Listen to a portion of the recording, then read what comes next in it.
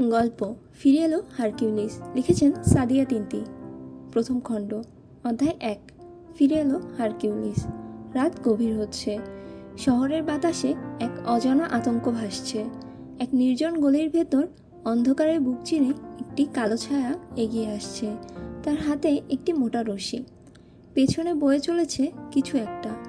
সকালের প্রথম আলো ফোটার আগেই শহরের সবাই জেনে গেল একজন ধর্ষকের লাশ পাওয়া গেছে, ঠিক আগের মতোই। বুকের ওপর একটা চিরকুট, যাতে বড় বড় অক্ষরে লেখা, ধর্ষকের শাস্তি মৃত্যু। হারকিউলিস ফিরে এসেছে। 4 বছর আগে হারকিউলিস ছিল এক রহস্যময় নাম। একের পর এক ধর্ষকের লাশ পাওয়া যেত। কেউ জানতো না কে এই ব্যক্তি। পুলিশের সমস্ত চেষ্টা ব্যর্থ হয়েছিল তাকে ধরতে। তবে সাধারণ মানুষের কাছে তিনি হয়ে উঠেছিলেন এক জীবন্ত নায়ক। কিন্তু একদিন হঠাৎ করেই সে উধাও হয়ে যায়। মানুষ ভেবেছিল সব শেষ, কিন্তু আজ আবার তাকে প্রয়োজন। আর এই প্রয়োজনে আবারও তার নাম ফিরছে শহরের দেয়ালে দেয়ালে। এবারের শিকার রফিকুল ইসলাম, এক প্রভাবশালী রাজনৈতিক নেতা। তার বিরুদ্ধে ধর্ষণের একাধিক অভিযোগ থাকলেও আইনের ফাঁক গলে বরাবর বেঁচে গিয়েছিল দীর্ঘ কয়েক বছর। কিন্তু এবার আর সে রক্ষা পেল না। তার দেহ ঝুলছে শহরের মাঝখানে একটি উঁচু বিলবোর্ডের সাথে। ডিটেকটিভ সামিউল সৈকত ঘটনাস্থলে পৌঁছালো। সে বহুদিন ধরে এই হারকিউলিসকে খুঁজছে। এবার সে অনুভব করছে কিছু একটা বড়সড় হতে চলছে। ডিটেকটিভ সামিউল সৈকত হালকা গলায় বলল, এটা যদি সত্যি হারকিউলিস হয়, তাহলে সে এই শহরের জন্য আরও অনেক ভয়ানক কিছু আনতে চলেছে। আবারও সে ফিরে এসেছে। কিন্তু কে এই হারকিউলিস? কেন ফিরে এলো এত বছর পর? রাতের অন্ধকারে কোনো এক কোণে কালো পোশাকে মোড়ানো একজন দাঁড়িয়ে আছে। তার মুখ ঢাকা।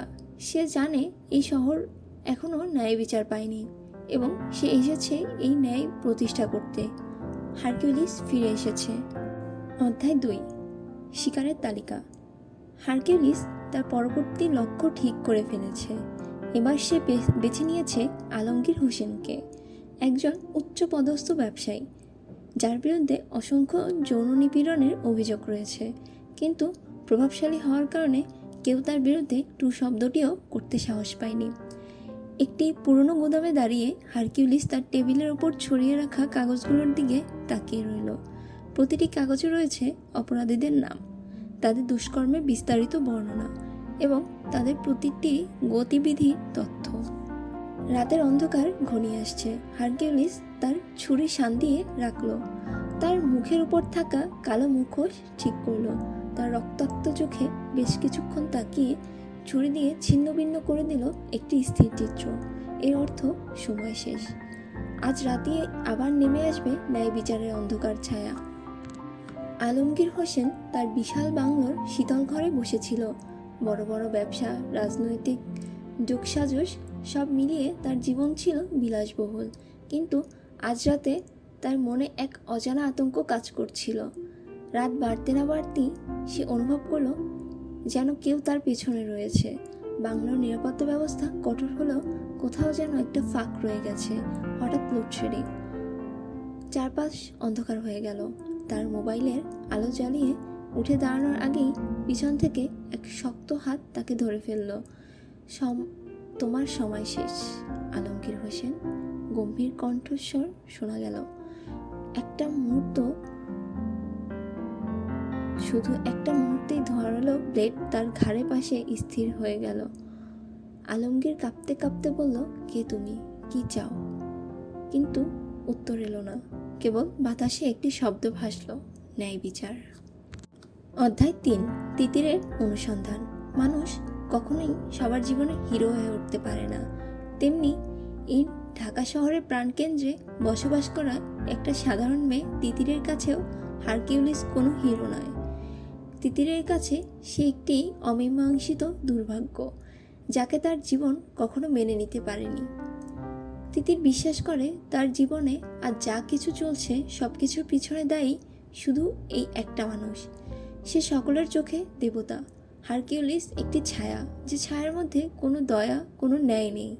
2-4টে ন্যায়ের খুনের পিছে সে ধামাচাপা দেয় অগণিত অন্যায়ের খুন। তিতিরের ঘরের একটা দেয়াল জুড়ে শুধুই হারকিউলিস। এই অবধি যত খবরে হারকিউলিসের সামান্য অস্তিত্ব উকি দিয়েছে, সেই সব সংবাদগুলোর কাটিং ও জড়ো করে রেখেছে মেয়েটা। শুধু একটাবার হারকিউলিসের সামনাসামনি হওয়ার আশায় তাকিয়ে আছে। তিতিরের টেবিলে জমা পড়া সারি সারি আইনের বইগুলো ধুলো জমে গেছে। এগুলো ছুঁয়ে দেখা হয় না বহু বছর।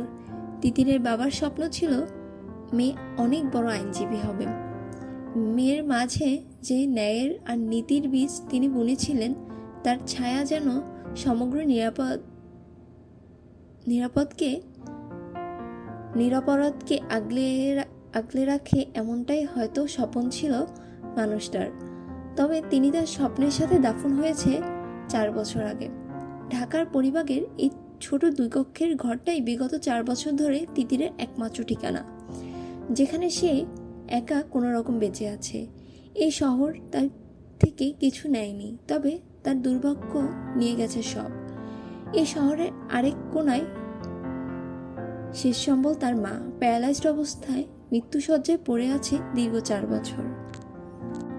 4 বছর আগে যখন নিজেদের জমি বাড়ি সব ছেড়ে তিতির তার মাকে নিয়ে পালিয়ে এসেছিল এই জাদুর শহরে, তখনই তিতির বুঝে গিয়েছিল এই অনিশ্চিত পৃথিবীতে শুধু তারাই টিকে থাকে যারা গোপনে